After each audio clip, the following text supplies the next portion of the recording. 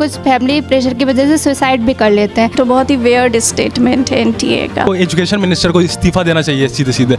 अगर आप मैनेज नहीं कर पा रहे हो तो इस्तीफा दीजिए सीधे। बार बार लीक होना मतलब ये एडमिनिस्ट्रेशन का भी फेलियर है, पॉलिटिकल फेलियर भी है, और कोई भी अकाउंटेबिलिटी लेने को तैयार नहीं। आज पूरे देश भर में जो सबसे बड़ा विवाद बना हुआ है वो है पेपर लीक को लेकर। सरकार यह दावा करती है कि हम बिल्कुल पारदर्शिता के साथ पेपर करा रहे हैं।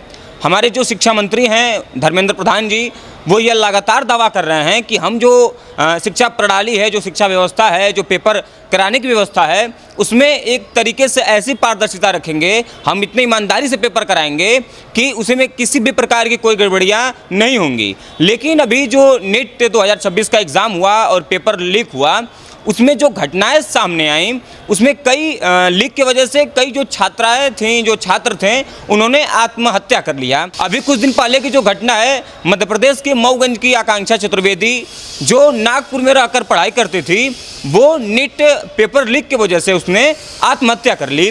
अभी इस वक्त हम रीवा में खड़े हैं, आप हमारे पीछे देख सकते हैं कि हम कौटिल्य एकेडमी के पास खड़े हैं। कौटिल्य एकेडमी एक चर्चित और प्रतिष्ठित कोचिंग संस्थाओं में से एक है। आज हम चलेंगे अंदर और बच्चों से बात करेंगे और जानेंगे कि जो पेपर लीक का उनके ऊपर क्या प्रभाव पड़ रहा है, और हम टीचर से भी बात करेंगे कि ये सब चीज़ें हो रही हैं तो उनके ऊपर इसका क्या प्रभाव पड़ रहा है। आइए चलते हैं और बच्चों से बात करते हैं।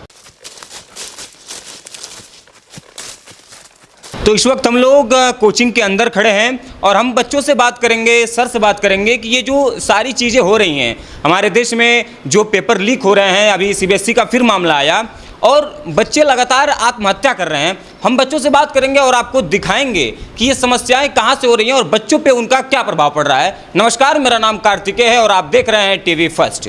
तो आइए हम बच्चों से बात करेंगे और जानेंगे कि इसका जो प्रभाव है उनके ऊपर कैसा पड़ रहा है। क्या नाम है भाई? सौरभ तिवारी। सौरभ तिवारी, क्या तैयारी करते हैं आप? मैं एसएससी कर रहा हूँ, एसएससी सीजीएल। ग्रेजुएशन हो गया आपका? नहीं, मेरा ग्रेजुएशन चल रहा है। किस में है अभी? अभी मैं सेकंड ईयर में हूँ। सेकेंड ईयर में। अभी पता चला होगा आपको, चूँकि आप भी यहाँ तैयारी करते हैं। रीवा के हैं आप? हाँ, मैं रीवा का हूँ। एकदम खुल के बात करिए, कोई दिक्कत नहीं है। अभी जो विवाद हुआ था, पता है आपको? कुछ नीट का पेपर लीक हुआ था। हाँ, अभी नीट का पेपर लीक हुआ जिससे बहुत बच्चों को दिक्कत हुई।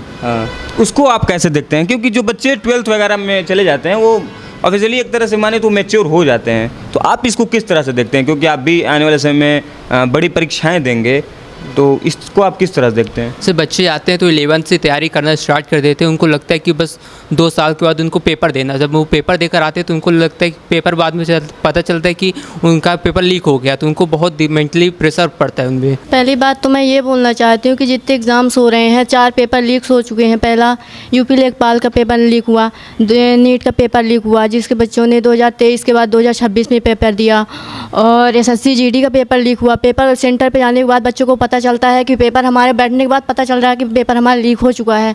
मतलब ये है कि सरकार को इसके खिलाफ कदम उठाने। जब एक पर एक पेपर लीक हो रहे हैं बार बार, ये मतलब सालों से लोग तैयारी करते हैं, बार बार ये चीज़ें चल रही हैं, तो सरकार को इसके खिलाफ कोई ना कोई कदम उठाना चाहिए। ठोस कदम उठाना चाहिए। बच्चे तैयारी करते हैं, मानसिक रूप से, शारीरिक रूप से, दोनों तरह से मेहनत करते हैं।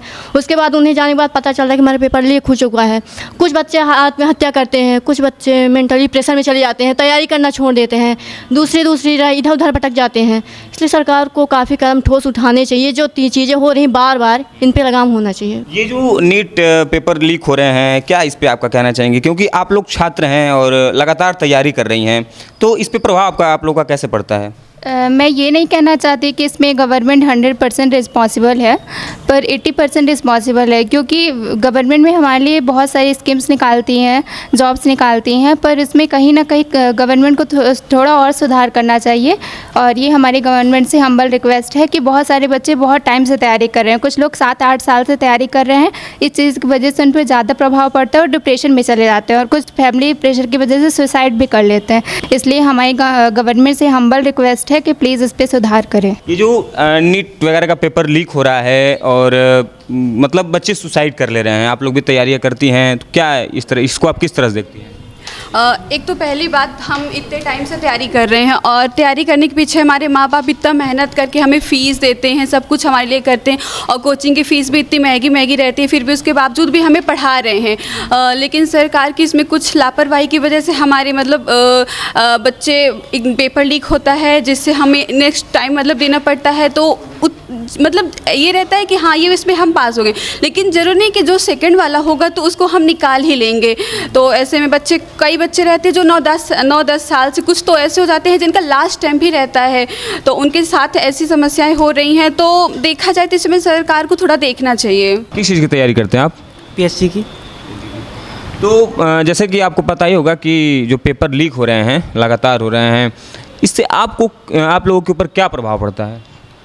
एक्चुअली ये जो पेपर लीक हो रहे हैं इसमें हमारी गवर्नमेंट की क्रेडिबिलिटी और ये ट्रांसपेरेंसी है, इस पे काफ़ी सवाल उठा है। तो सबसे पहले तो इस मतलब काफ़ी लोगों के फ्यूचर पे इफ़ेक्ट करता है और सिटीजन्स के फ्यूचर पे भी इफ़ेक्ट करता है कि अगर वो इस तरीके से मतलब गलत तरीके से लोगों को, बच्चों को लेंगे कि तो कुछ भी हो सकता है मतलब फ्यूचर में कि वो सही लोगों को ना ले पाएँ और बच्चों के फ्यूचर में तो सबसे बड़ा प्रभाव पड़ता ही है। मीर मिश्रा, ये जो पेपर लीक हो रहे हैं इसका प्रभाव आप लोगों के ऊपर कैसा पड़ता है? क्योंकि आप भी मेजर पेपर्स की तैयारी करते हैं, तो इसका इफ़ेक्ट आप लोगों पर बहुत पड़ता होगा। तो जैसे जब पेपर हम लोग देते हैं तो ये लीक हो रहे हैं, तो जो हम लोग को फिर बार बार देना पड़ता है, कैंसिल हो जाते हैं पेपर, ये बहुत बड़ी दिक्कत है। आपका क्या नाम है? प्रशांत कुमार शुक्ला। किस तैयारी करते हैं आप? पीएससी। आपको कैसा लगता है ये सब चीज़ें जो होती हैं, आप तैयारी करते होंगे, क्या लगता है आपको? देखिए, तैयारी मेहनत से की जाती है। जब मेहनत अपन करते हैं इतना, तो इतना सरकार पर ये विश्वास रहता है कि पेपर अच्छे से कराए।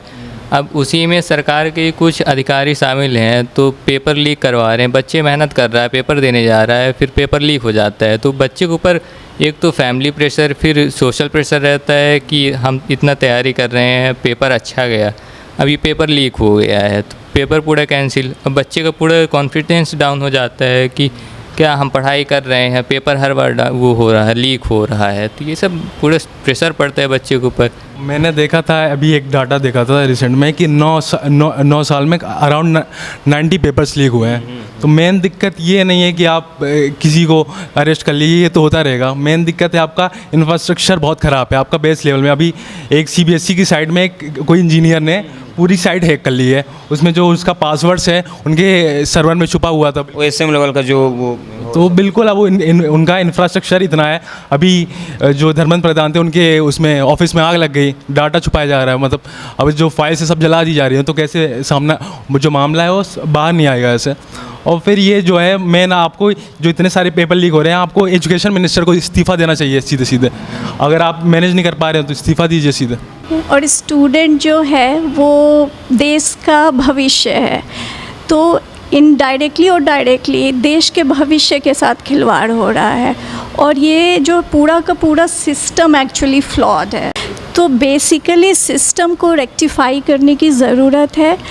कुछ तो ऐसा फुल प्रूफ ये करना होगा। और किस तरीके से करें उस चीज़ को, मतलब इसके लिए तो फिर जो लोग गवर्नमेंट में बैठे हैं, जो पॉलिसी मेकर्स हैं, जो एडमिनिस्ट्रेशन में है, उनकी ज़िम्मेदारी बनती है कि उन्हें देखना चाहिए। दे शुड सी इट कि कैसे कर सकते हैं, क्योंकि एग्ज़ाम में बार बार लीक होना मतलब ये एडमिनिस्ट्रेशन का भी फेलियर है, पॉलिटिकल फेलियर भी है और कोई भी अकाउंटेबिलिटी लेने को तैयार नहीं है। तो someone has to take the accountability। जैसे कि मेरे भाई ने कहा कि एजुकेशन मिनिस्टर को इस्तीफ़ा दे देना चाहिए, तो क्या आपको क्या लगता है कि इस्तीफ़ा देना सही होगा?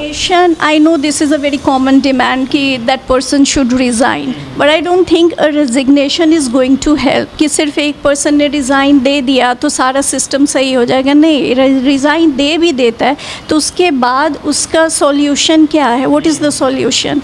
तो basically we should be like not not asking for designation, but we should be asking for solutions, कि सोल्यूशन मिले और फुल प्रूफ सोल्यूशन मिले, ताकि आगे से जो ऐसा हो रहा है बार बार, और सिर्फ एक एग्ज़ाम में नहीं हो रहा है, कितने सारे SSC में हो रहे हैं, CUET में हो रहे हैं, नीट में हो रहे हैं, तो सब में मतलब बैक टू बैक तो सारे एग्ज़ाम्स में अगर यही हो रहा है तो फिर स्टूडेंट का फ्यूचर तो बिल्कुल भी सिक्योर्ड नहीं है।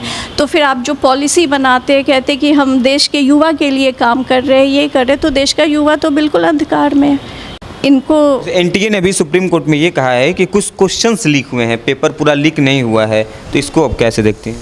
हाँ, उन्होंने ये कहा है कि कुछ क्वेश्चंस लीक हुए। एक क्वेश्चन से इंसान इन होता है, एक क्वेश्चन से आउट होता है, और अगर इतने सारे क्वेश्चंस लीक हो रहे हैं तो डेफिनेटली ये तो बहुत फेस सेविंग स्टेटमेंट और बहुत ही वेयर्ड स्टेटमेंट है NTA का। तो आई डोंट थिंक कि इसको तो कंसीडर भी करना चाहिए। क्या नाम है आपका? साक्षी तिवारी। किस चीज़ की तैयारी करती हैं आप? UPSC की। ये सब चीज़ें जो हो रही हैं देश में, नेट पेपर लीक हो रहे हैं, आप इसको किस नज़रिए से देखती हैं?